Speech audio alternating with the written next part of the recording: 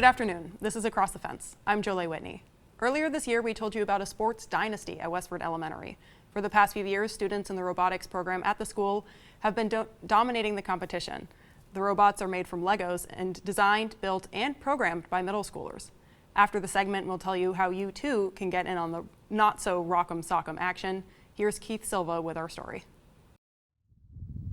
There's a robot uprising happening at Westford Elementary. No, they are not fighting robots. Yeah, everything works. It's about teamwork and learning. It's like something fun that you can do with your friends, that it's not boring at all. It's a way for kids to have fun and learn new stuff. It's the hardest fun you'll ever have. Mark Droppa is one of the coaches of Westford Elementary's robotics program, where, as the school's trophy case shows, robotics has gained a place of prominence. My favorite tagline is, we don't use kids to build robots, we use robots to build kids. 2, That's 3. Yes. Thank you. We're a K-8 school. There's roughly 180, 190 students here, and we have 4 teams. They're middle school teams. We've about 30 kids participating. So if you look at it, that's a huge percentage of our population. Westford Robotics is part of FIRST, the world's leading youth-serving nonprofit advancing science, technology, engineering, and mathematics, or STEM. Westford Elementary competes in the FIRST LEGO League, or FLL. The competition is divided into 2 sections, the robot game and the innovation project. In the robot game, students design, build, and program an autonomous robot that has 2.5 minutes to maneuver a game board.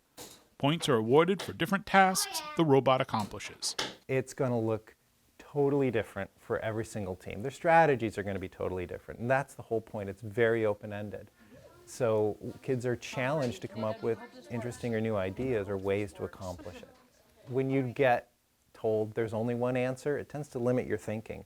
When you say there's limitless answers, well, you tend to get some really cool designs.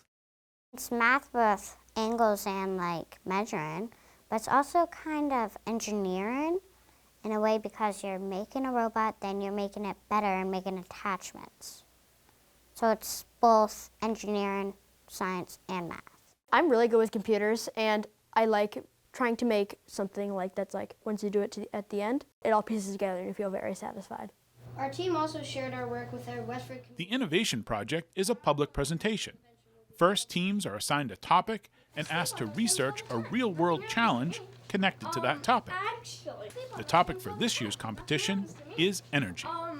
One of Westford's teams has developed a robot that deters squirrels from climbing on power lines and causing outages.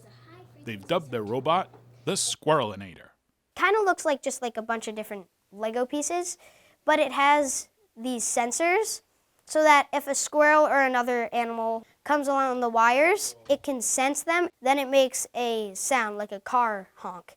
If it comes closer, it makes a predator sound like a dog barking.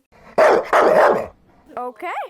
And there's this little motor on the bottom that like spins so that it makes that whirring sound and it vibrates. Find a problem that you believe you want to solve.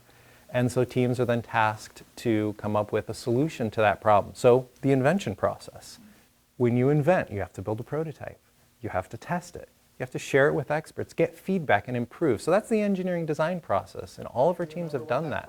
Like any after-school sport or activity, students learn lessons that aren't always taught during the school day. Ah, there it is, innovation project. I do a couple sports, and like those are fun. You get a lot of like activity, but this is just more like you get to express yourself more creatively than you do in sports. And I really like expressing myself creatively. I can make a robot, it's cool. This is more like visual learning and hands-on learning, actually doing the stuff that you'd learn from a book or like somebody telling you it. This is sort of like one of the only STEM-based activities that I do, and I just really like the challenge of it, stepping outside of my comfort zone to like code this robot. Before this, I knew nothing about it. It's just super cool to have this experience.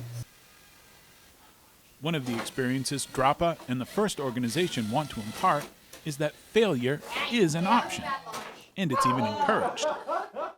Failure is a necessary step towards success, right? In any endeavor, you've got to know what doesn't work, and that's just as important information as what does work. When something doesn't work, the students take ownership, they saw what happened, and they're off to the corner changing code, changing their mechanical design to try one more time. Every failure gives me one more clue to how this is going to work right. That's how great invention happens. That's how great engineering happens. In school, I'm not really always confident in my math and science skills, but in robotics, it doesn't have to be perfect because you can try it. If it doesn't work, just be like, oh, I need to adjust it by 2 degrees, and then it'll work. I like best that it kind of shows you how much you can do and how much you're capable of. There's a lot of failure, but also the failure is just a stepping stone to success. In addition to learning to fail, these young people are growing up in a world where coding and computers are essential to life. Every child right now in school is going to be dealing with tech in their life. They're either going to be writing code, managing people who do, or using machines or other systems that are code-based. This is a reality. How do you work with folks in that setting? So watching kids be able to have a peer relationship that is going to build on each other's strengths has to start here. When he's not helping foster an esprit de corps of fun and learning, Drapa works as an electrical and computer engineer for Global Foundries.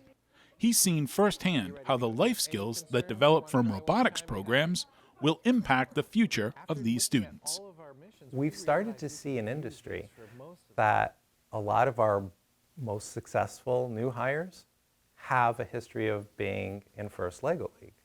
Some of the premier universities have said, your student is in First Robotics, we have scholarships for you because they're a safe bet. These kids have gone through a lot. They've built so many skill sets and they can persevere. When things get tough, they have the tool set to address any issue.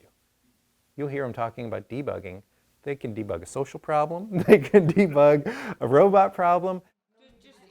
Workforce development, common cause, and above all, having fun. The future is now at Westford Elementary. In Westford, I'm Keith Silva with Across the Fence. Thank you, Keith. If you'd like to build your own FIRST team, the contact information is on your screen, firstinvt.org, and click on Contact Us.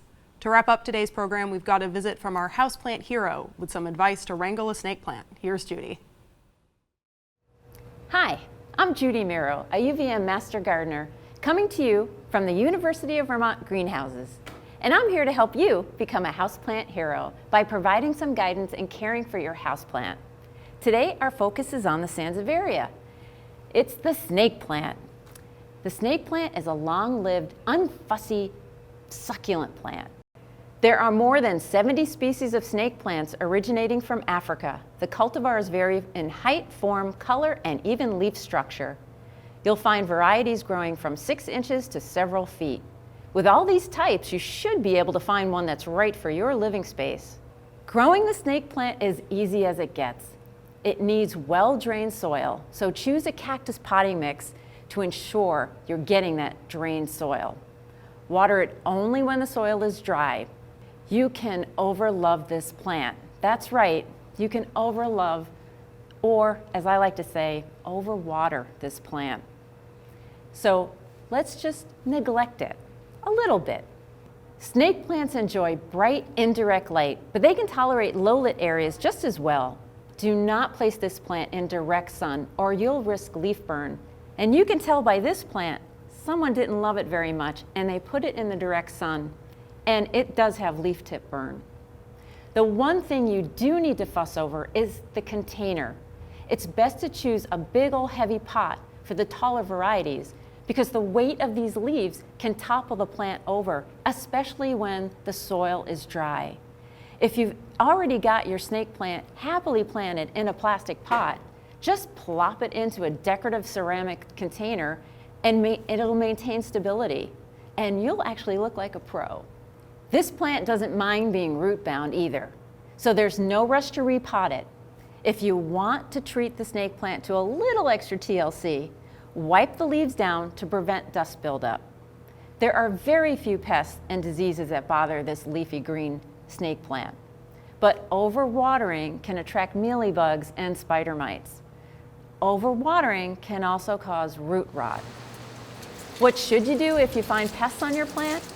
Hose the plant off gently at the first sign of pests. Rinse it off in the shower if it's too cold outside. Remove any of the pests that you see or any leaves that are heavily infested. Once your plant is drip dry while you still have it in the shower or sink, spray it with an organic neem oil to kill off any bugs that remain. For mealybugs, you may choose to use a cotton swab dipped in rubbing alcohol and remove all visible bugs. Then wipe each plant leaf down with a cotton ball or cloth dipped in rubbing alcohol to remove any that you haven't removed before. Some bugs like to hide. Always make sure you read the directions carefully and completely before applying any pest control application, and remember to wear all the required safety gear listed. Safety glasses and rubber gloves are always a good idea. To keep the snake plant happy, ignore it. Well, not entirely, but be sure to let the plant dry out between waterings and provide good air circulation. Remember that by providing your plants with the conditions and care they need, you too can be a houseplant hero. For more information on houseplants or home gardens, visit the UVM Master Garden website and see our garden resources page. Or contact the Extension Master Gardener volunteers at the helpline. The phone number is on your screen. This is Extension Master Gardener Judy Miro wishing you happy gardening. Thanks, Judy. That takes care of another week's Across the Fence. I'm Jolie Whitney. Have a good one.